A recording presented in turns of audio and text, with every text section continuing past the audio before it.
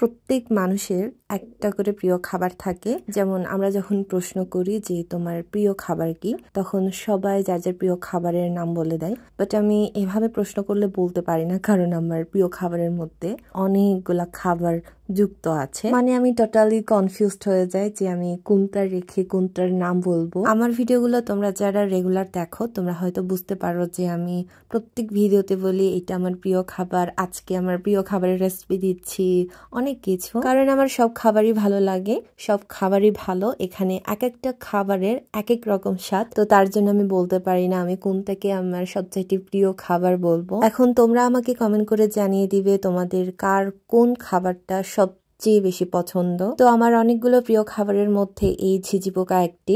আজকে আবারও আমি ঝিঝি পোকা ফ্রাই করব। তোমরা দেখতে পাচ্ছ অনেকগুলো ঝিঝি পোকা এখানে পরিষ্কার করা হচ্ছে, মা পরিষ্কার করছে। তো এখানে 150টা ঝিঝি পোকা আছে। একটা ঝিঝি পোকার দাম পড়েছে 2 টাকা করে। এই বছরে মনে হয় এইটাই লাস্টবারের মতো আমাদের ঝিঝি পোকা খাওয়ার সুযোগ হয়েছিল, কারণ এরপর থেকে অনেক খোঁজাখুঁজির পরও আমি ঝিঝি পোকা জোগাড় করতে পারি নাই। আর এই ভিডিওতে কিন্তু অনেক দিন আগে করা হয়েছিল, মানে অনেক দিন আগের ভিডিও। শুধু আমার অলসতার কারণে ভিডিও এডিট করা হয় নাই, ভিডিওতে ভয়েস দেওয়া হয় নাই। লাস্টবারের মতো আমরা যে ঝিঝি পোকাগুলো কিনেছিলাম, মানে এখন যেগুলো পরিষ্কার করা হচ্ছে আর কি, এগুলা এত নোংরা ছিল, এত মাটি দিয়ে ভরপুর ছিল, যার জন্য আমাদের প্রায় 14 থেকে 15 বার ধুতে হয়েছে।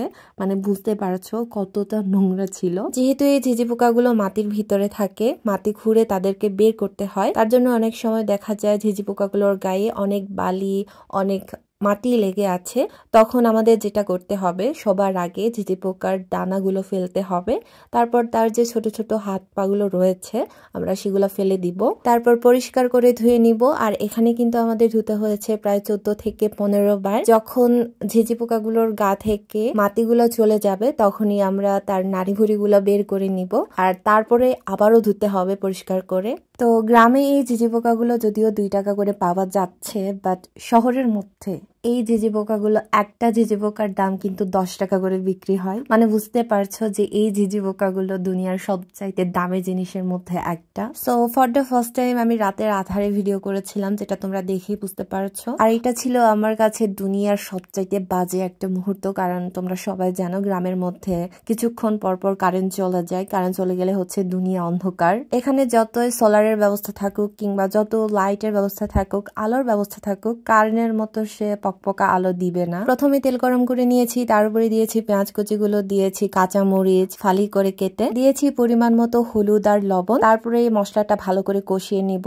তার উপরেই অ্যাড করে নিব ঝিঝি পোকাগুলো। কোনো পানি অ্যাড করতে হয় না, আমরা যে তেলের উপর ঝিঝি পোকাগুলো দিয়েছি সেই তেলটা দিয়ে আমরা পুরো রান্নাটা করেছি। তোমরা দেখতে পাচ্ছ খুবই অল্প সময়ের মধ্যে এই তরকারিটা রান্না করা যায়। কালারটা দেখতে পাচ্ছ খুবই সুন্দর, খুবই দারুণ। তোমাদের কেমন লেগেছে অবশ্যই কমেন্ট করে জানাবে। যদি ভালো লাগে তাহলে অবশ্যই লাইক কমেন্ট শেয়ার করে দিবে। দেখা হবে নতুন আরেকটি ভিডিওতে নতুন কোনো রেসিপি নিয়ে। সে পর্যন্ত সবাই ভালো থেকো, সুস্থ থেকো। Tata, by.